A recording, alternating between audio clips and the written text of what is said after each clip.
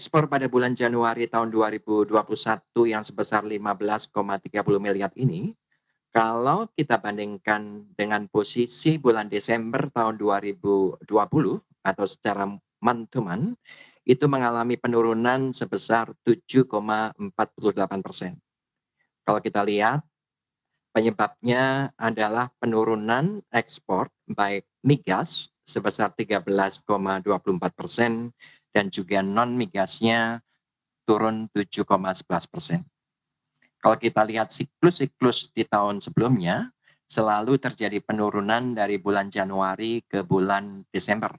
Karena di bulan Desember banyak sekali kegiatan, sementara di awal Januari itu tahun baru dan baru mulai bergeliat.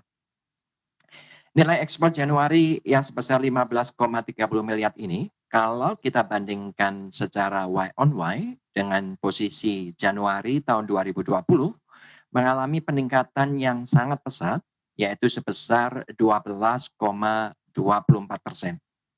Bisa dilihat di sana bahwa kenaikan ekspor sebesar 12,24% ini terjadi karena adanya peningkatan ekspor migas sebesar 8,30% dan non-migasnya naik lebih tinggi lagi, yaitu sebesar 12,49%.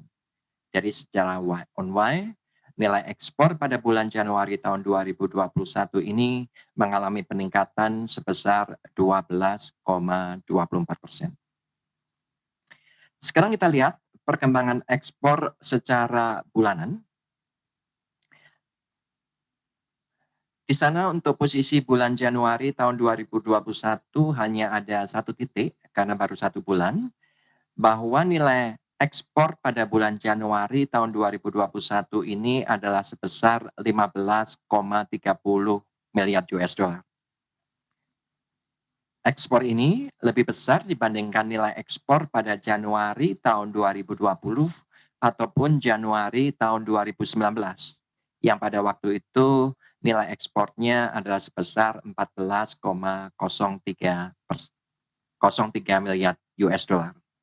Jadi sekali lagi, nilai ekspor yang sebesar 15,30 miliar ini berarti mengalami kenaikan sebesar 12,24% dibandingkan posisi bulan Januari 2020.